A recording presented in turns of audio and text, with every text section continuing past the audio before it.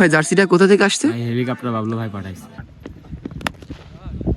আসসালামু আলাইকুম। হঠাৎ করে রাফেল ফোন দিয়ে বলতেছে ভাই একটু দ্রুত বাসা থেকে বাড়াও। তো আমি বললাম কেন? বাড়াও ভাই, খেলা আছে। তো যখনই খেলার কথা শুনি তখন নিজেকে আটকাতে পারি না ভাই। তো ব্যাট হাতে বেরিয়ে পড়লাম। আজকে যে মাঠে খেলা আছে তার আগে বলি ভাই, এই জায়গাটা দেখেন, এটা হলো বাগান। এই বাগানে আমাদের কি পরিমাণ স্মৃতি এবং কত ম্যাচ যে খেলছি তার কোনো হিসাব নাই। এইবার আসেন আসল কথায়, খেলাটা আজকে কোথায়? খেলা আজকে হবে আমাদের কৃষি প্রশিক্ষণ ইনস্টিটিউট ঈশ্বরদী পাবনা, যেটাকে আমরা এটিআই নামে চিনে থাকি বা কৃষি ফার্ম নামে চিনে থাকি। এই কৃষি ফার্ম নিয়ে যদি আপনাদের আমি একটা গল্প শোনাই তাহলে বুঝবেন যে এইখানে কি পরিমাণ স্মৃতি আছে। তো চলুন গল্পটা আপনাদের সাথে শেয়ার করি, তারপরে মাঠে ঢুকি। গল্পটা আসলে আমার একদম ছোটবেলা থেকে শুরু। আমার বাসা মূলত আমবাগানে ছিল। ওইখান থেকে যখন আমি বর্তমানে যেখানে থাকি কলেজ পাড়া বা মশুরিয়া পাড়াতে, এখানে আসার পরে আমি যার হাত ধরে মূলত খেলাধুলা শিখছি, মেহেদি হাসান বাপ্পি ভাই বা আমাদের বাপ্পি ভাই আমার গুরু, যার হাত ধরে মূলত আমি খেলাধুলায় আসছি। আমি তার প্রতি অনেক কৃতজ্ঞ। সে আমাকে নিজে একটা ভাইয়ের মতো, একটা ছাত্রের মতো সে আমাকে মানুষ করছে। আমি ভাইকে খুব বেশি ভালোবাসি। তো তার মাধ্যম দিয়ে মূলত আমি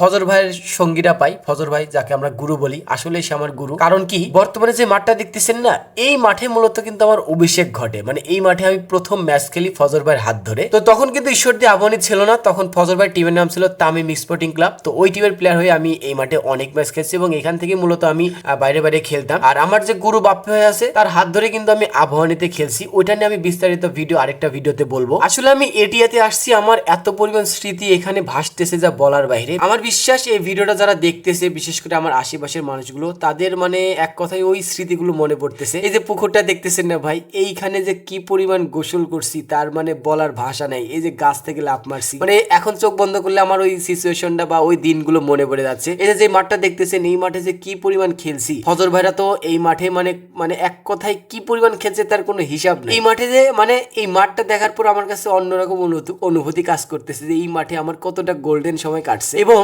আমাদের ঈদ যখন আসতো, আমাদের ঈদের শুরুটা হইতো নামাজ কালাম পরে সব বন্ধুরা এক জায়গা হয়ে। আমাদের ঘোরার জায়গা ছিল এই এটিআই বা কৃষি ফার্ম। এখানে মূলত আমরা সব বন্ধু মিলে একসাথে ঘুরতে আসতাম। আমাদের ঈদে যদি আমরা এখানে না যেতাম, আমাদের ঈদের পরিপূর্ণতা পাইতো না, মনে হতো যে আমরা ফাঁকা ফাঁকা কিছু একটা আসি। বাট আমাদের ঈদটার শুরুটা হইতো এখান থেকে। এখন যে মাঠে খেলতে আসছি, এই মাঠটা কিন্তু অনেক সুন্দর মাঠ এবং এই মাঠটা কিন্তু খুব একটা বড় না, বাট মাঠটা কিন্তু দারুণ মাঠ। তো আপনারা বলেন এই মাঠটা কেমন? আর এই মাঠে কিন্তু আজকে দারুণ একটা ম্যাচ হবে, যে ম্যাচটা কিন্তু রাফুল নিছে এবং আজকে কিন্তু রাফুলের নেতৃত্বে কিন্তু কুবাকুবি হবে, মানে খেলা হবে। চলুন খেলা শুরু করে দিই আজকে।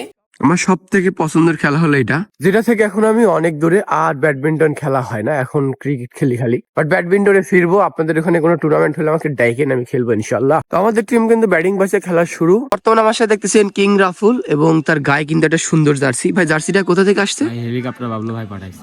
তো মানে তোকে পাঠাইছে? তুই কি চাইছিলি? না, আমি চাইছিলাম ভাইয়ের সাথে আমার রেগুলার কথাবার্তা। রেগুলার মাঝে মাঝে ভাই মেসেজ দিয়ে তাই বললো ঘুর ঘুর দেখি। এই যে হেলিকপ্টার বাবলুর হলো জার্সিটা। তো হেলিকপ্টার বাবলু কিন্তু বিগ ফ্যান আমাদের রাফুল। সে কিন্তু সবার কাছে সবারই বিগ ফ্যান। আমি কিন্তু অবু ভাইয়ের বিগ সব থেকে বেশি মানে ও ভাই আপনাকে বোঝাচ্ছে যে আপনার জার্সিটা জানি দেন, এটা আগেই মেলা আগে জার্সি দিয়েছে। মানে কাজই হলো যার ভালো লাগবে তাক পটাই পটাই জার্সি দিবে। তো যাই হোক বাবলু ভাই, থ্যাংক ইউ আমাদের রাফুলের মনটা খুশি করার জন্য। আপনি এইভাবে আপনার যারা সাপোর্টার আছেন তাদের মন খুশি রাখবেন, কারণ আপনাকে সবাই অনেক বেশি ভালোবাসে। আর এখন একটা ম্যাচ খেলতে আসছে, ফ্রেন্ডলি ম্যাচ, ভালো লাগতেছে। মাঠটা খুব সুন্দর মাঠ, ছোট একটা মাঠ। আর আমাদের অনেক দিন পর আপনারা জানেন যে কিং রাফুল নামে একটা প্লেয়ার আছে, কলা রাফুল, সে কিন্তু আমার পিছে। এই আমাদের ক্যাপ্টেন এবং এই খেলা নিচে আজকে। আর রাফুল কিন্তু one of the most lucky captain. এবং তো আজকে দিয়ে 8টা ম্যাচ হইলো, তার মধ্যে 6টা জিতছে, একটা হারছে।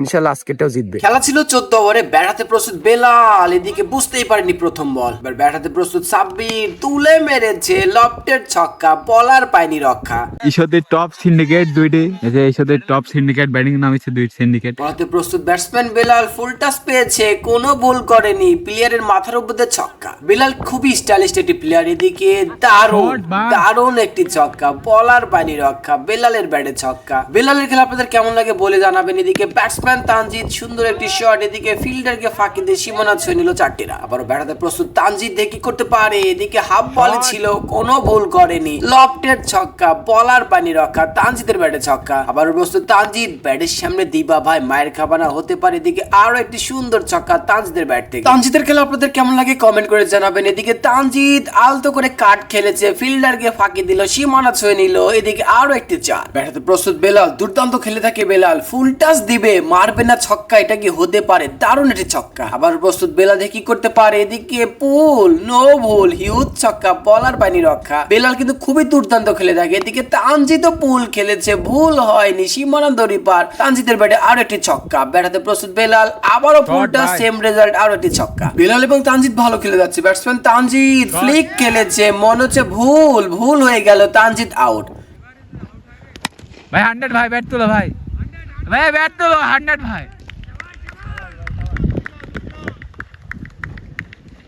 বেলাল কিন্তু 100 রান করেছে। এদিকে ব্যাটসম্যান বেলাল সুন্দর, অনেক সুন্দর একটি চার, দেখার মতো একটি চার। আবার প্রস্তুত বেলাল, এদিকে স্লোয়ার বল ছিল, ক্যাচের সম্ভাবনা, ক্যাচ আউট। এদিকে ব্যাটসম্যান মমিন এসে তুলে মেরেছে, হতাশা দেখা যাচ্ছে, ক্যাচ হতে পারে। এদিকে দুর্দান্ত একটি ক্যাচ। লাস্ট ওভার খেলা চলতেছে, ব্যাটসম্যান রাফুল হাওয়াতে তুলেছে, দুর্ঘটনা ঘটতে পারে, কিন্তু না, ক্যাচ মিস। এর সাথে কিন্তু প্রথম ইনিংসের খেলা শেষ। ব্যাটিং বন্ধু। আমার অনুভূতি হচ্ছে মাঠে যদি আমি 2-3 দিন ক্রিকেট খেলি, জীবনে যা খেলা শিখছি সব বলে 14 ওভারে সংগ্রহ করছে 186 রান। দেখি 127 রান করতে পারে কিনা এটিআর টিম। 187 কিন্তু অনেক রান, আবার ক্রিকেটে অল্প রান। এদিকে ব্যাটসম্যান শাহিন 4টি রান দিয়ে শুরু করলো তার ইনিংস। আবারও প্রস্তুত শাহিন, দেখি শাহিন ধরে ফেলতে পারে কিনা। এদিকে সাব্বির কিন্তু ধরতে পারেনি, শাহিন কিন্তু 4টি রান ধরে নিল স্কোরে। ব্যাটাতে প্রস্তুত শাহিন, বল হাতে প্রস্তুত অপি, এদিকে একটুর জন্য বেঁচে গেল শাহিন। আবারও বল হাতে প্রস্তুত অপি, দেখি কি করতে পারে, জোরে একটি পুল খেলার চেষ্টা। এদিকে শরণ মিসফিল্ডিং করলো, তবু একটি রান। বল হাতে প্রস্তুত শুভ,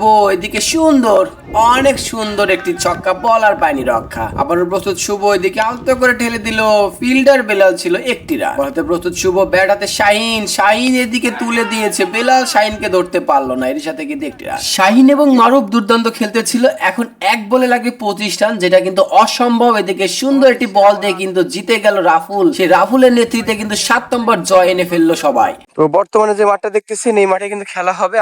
আমাদের হলো টিএসসি স্পোর্টস এর ব্র্যান্ড অ্যাম্বাসেডর, দেখতেছেন ট্রাউজার, প্যাড এবং গ্লাভ সবই কিন্তু আমাদের টিএসসি স্পোর্টস এর নিচে। আজকে এই মাঠে 200 রানের টার্গেটে সে আসছিল, সে দেখাইলো যে 14 ওভারে কিভাবে শেষ পর্যন্ত থাকতে হয়, বাট তার স্কোর মনে 20 হয়নি, কিন্তু বল কিন্তু 60 খেলছে। হ্যাঁ 60 বল খেলছে, 60 বল খেলে 50 রান। গুড ব্যাটিং ভাই। ঠিক আছে ভাই, ধন্যবাদ। ঠিক আছে লাগছিল না ভাই? কোনে পড়ছে ড্রোনটা? এই যে বাদাম খাতে উঠেছিল, পরে আমার ড্রোন বাদাম খাতে এসে এই যে এইখানে পোল্টি খাইছে।